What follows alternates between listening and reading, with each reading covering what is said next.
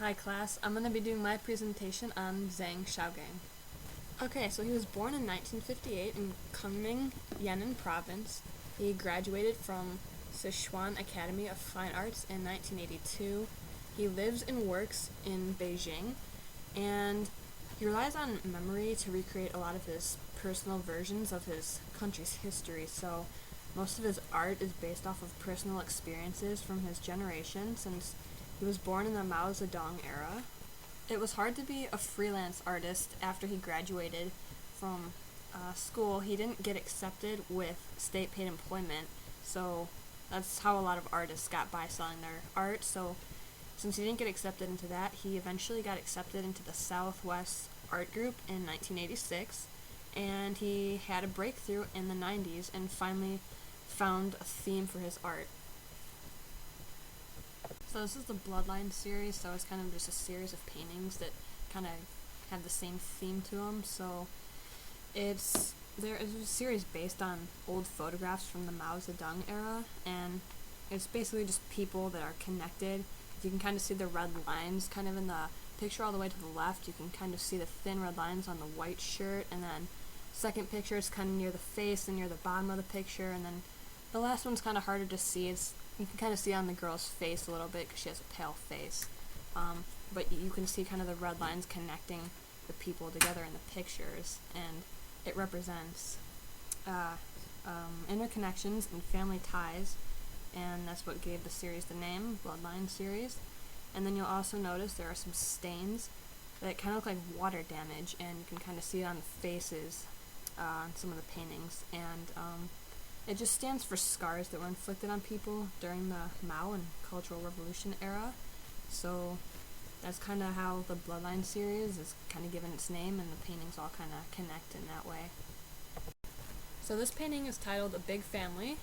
It was in the Bloodline series in the previous slide. That was one of them, and it was made in 1995, and it was inspired by family photos from the Cultural Revolution era, which is Zhang Xiaogang has, he's kind of inspired by old photos a lot in a lot of his works, and this picture depicts the concept of family, and it kind of just has nameless and timeless figures. Nothing really stands out about them. Just kind of interchangeable. And he gave them a kind of dreamlike distortions to them. If you notice, they kind of have slightly unnatural large heads, and some of the figures in his other paintings are given features like tiny hands or long noses, and it's just to give them more intimate characteristics.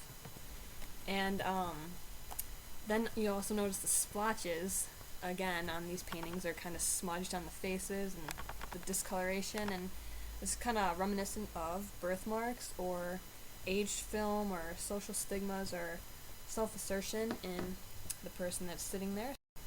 Alright, this painting is titled Bloodline, and it was in the Bloodline series. It was in the previous slide as well, and in this painting it's a father and daughter, and they're kind of staring blankly and unnaturally out at you from the canvas, and they're wearing very similar expressions. As you can kind of notice, they're actually pretty expressionless, and if it might be a little easier to see the red line connecting them in this photo that kind of starts at the girl's shirt and then goes across up to her face and goes to the dad's neck by the collar there, sort of, and then of course there are the splotches on the faces and the stains, and just kind of, as you've noticed, that are in the Bloodline paintings you've seen so far. Those are the typical things you'll see in those, just to represent the father-daughter connection. And it's said that the looks on their faces are either of spiritual enlightenment or malice.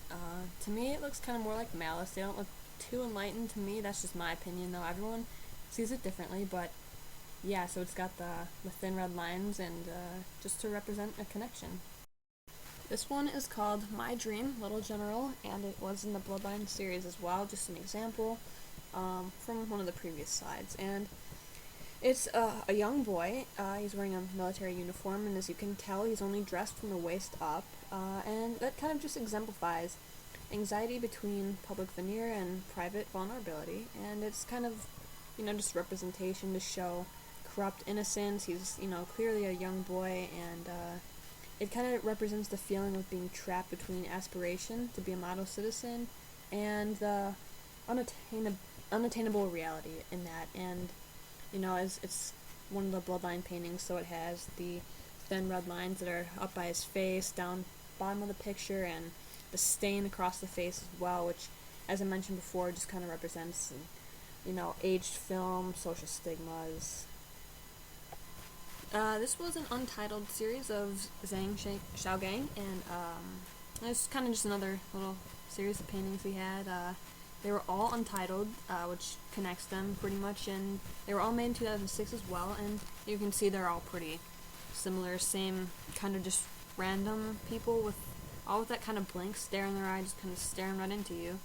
And these paintings, a series, was, it magnifies uniformity, so they're all kind of just close-ups of anonymous, interchangeable people, nothing too special about them, nothing stands out, it's not about anyone specific, it's just about the idea of uniformity, so they're all kind of just rendered and out-of-focus pictures of these random people. This painting is titled Comrade. It was made in 2005, and, just another translation of photography into his paintings. Zhang Xiaogang was really inspired by old photos, as I mentioned before, and he just really translates that photography into his paintings. So this one, it's similar to most of the paintings you've seen. They kind of all resemble each other in some way, and he was just inspired by the photos from his generation, so that really translates over into his paintings. And this one is just more nameless and timeless figures, and they've got the big heads going and the blank stares, and just the splotches on their faces, things that we've been seeing in the past pictures and the slides, and in a lot of his artwork he incorporates those things. And this one represents the strict confines in these individuals, and they're kind of just sat there formally, just once again just represents the photographies from his generation that he was inspired by. And there's the bibliography for the 3 websites I was using. And this is my question for the class. Zhang Xiaogang's style out of these pictures has been mostly black and white pictures with vacant staring figures, interchangeable individuals, represent uniformity, and are translated into photography from his generation. So, which of these paintings do you think best represents that style, and why? So, in other words, which of the paintings that you've seen here do you think represent his style? You've kind of seen the style he's trying to portray there with the similar figures and similar styles. So, which picture do you think best portrays that, and why?